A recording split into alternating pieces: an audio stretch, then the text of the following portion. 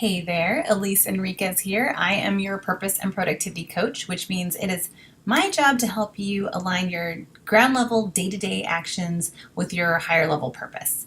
And today I want to help you do that by talking with you about the one question I use to get unstuck. And I use it to get me unstuck, and I use it to get my clients unstuck.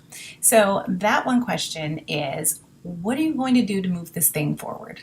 It sounds pretty basic, but it's really helpful and it's really important.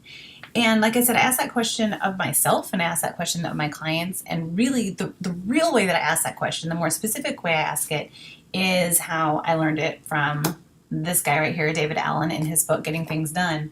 And that is, what is the next physical, visible thing you will do to move this thing toward completion? This project, this task, this idea, whatever it might be.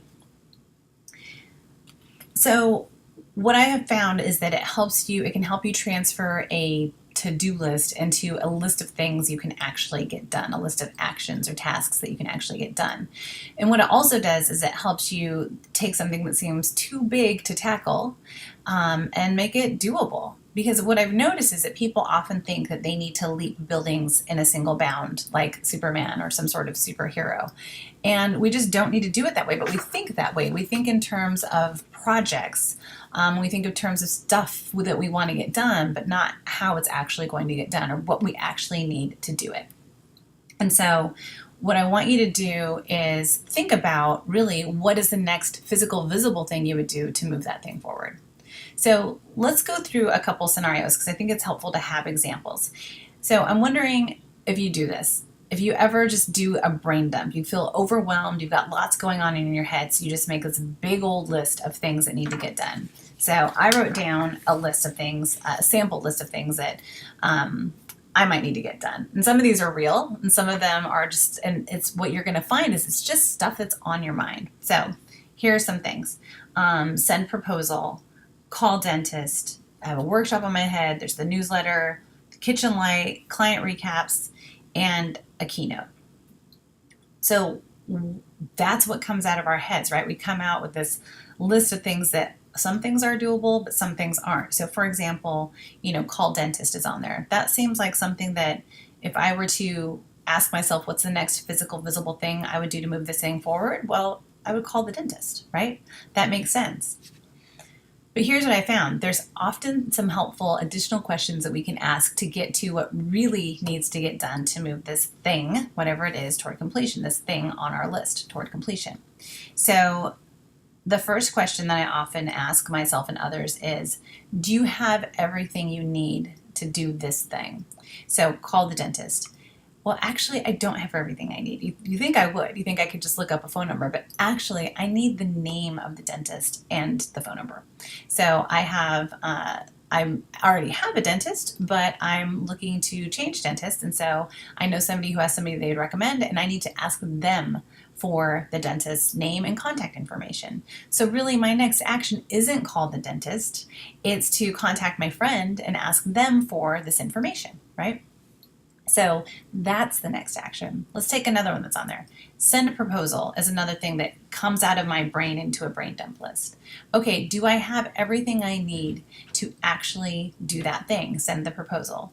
Well, actually, no. I need to make some updates to the proposal, and that requires me getting some information. So in this case, my next action is actually the next physical, visible thing I would actually do would be to get on this person's website and look up their contact information so I can update the proposal with good, accurate information. That's the next action. So send a proposal isn't really the next thing that I would do. So do I have everything I need? Asking that clarifying question helps me figure out what is the next action truly supposed to be. There's another question that's really helpful to ask once you're identifying, like, what is this next action?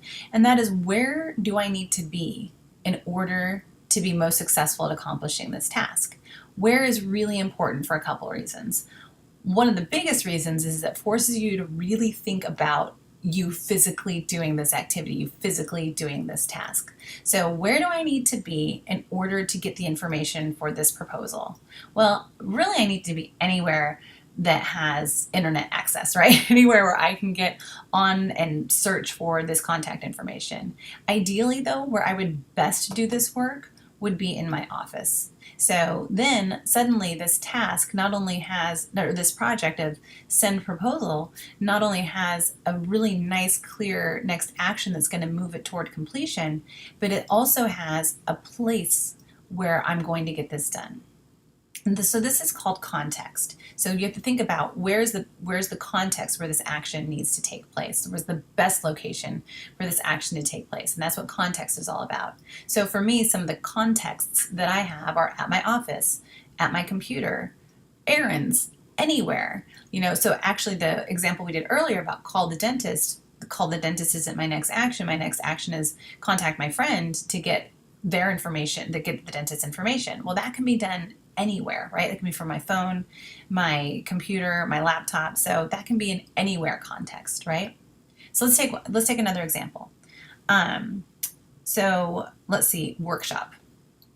That's another thing that's just dumped out of my head into a list, workshop. All right. Well, workshop isn't a very actionable thing, is it? So what's the next physical, visible thing I need to do to move this workshop toward completion? Well, I need to I'm going to think about it real time right now. I need to upload, or actually create, the next email template to send out to this group. That's the very next thing I need to do. Do I have everything I need to do that? Yes, I do. I have all the information I need to do that. So the very next action for workshop is actually draft the second email that needs to go out. That's it. So suddenly, these things that are in my head and that are on my list can get done. It's next action thinking. What is the next physical, visible thing you would do to move this project forward? So let's continue with this example of workshop. So do I have everything I need? Yes, I have everything I need. So where is the best place for me to accomplish this task? For me, it's anywhere with a computer, anywhere where I have access to the internet. So my at computer context is the place where I have anything where I need to basically have internet access. So suddenly there's this activity that's going to happen at my computer. So that makes it much more clear about what really needs to happen next. Let's take one more example. This is a life example. Kitchen light. Our kitchen light turns off inexplicably right now. So we turn it on, you can work for a few minutes and it'll flicker and then turn off. And so kitchen light is on my mind, so it went on my list, but what is the next action around it? Well, the next action, we have an electrician friend that can help us with this, so we need to reach out to him. And so it's going to be a matter of, am I going to do it or is my girlfriend going to do it? So my next action is to have a conversation with my girlfriend about the kitchen light. So that would be the next action for that one. Where do I need to be to have that conversation, or where do I need to be to make that happen? Well, that could be, again, anywhere. It can be, I can send an email, I can, make a phone call, or I can send a text. Really, I know I'm going to have lunch with her in a little bit, so here at my office. So I'll probably, have a conversation with her over lunch. So that next action is to have that conversation over lunch about the kitchen light. So in that sense, I don't really have a context for that. So what I'm going to do is I'm going to write a little note and put it on the table where we're going to have lunch, so I remember to have that conversation. But it's having context lists set up for all your actions. So when you do these brain dumps, it's important to look and see what is the next physical, visible thing I can do to move this thing forward, and then capture that action in some sort of list. And it's ideal if you capture it in a list based on context.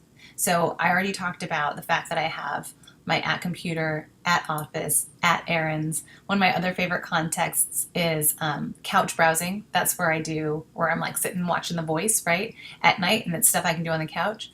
So having lists of actions based on where I do the work allows me to only focus on the actions that I can do when I'm in that spot.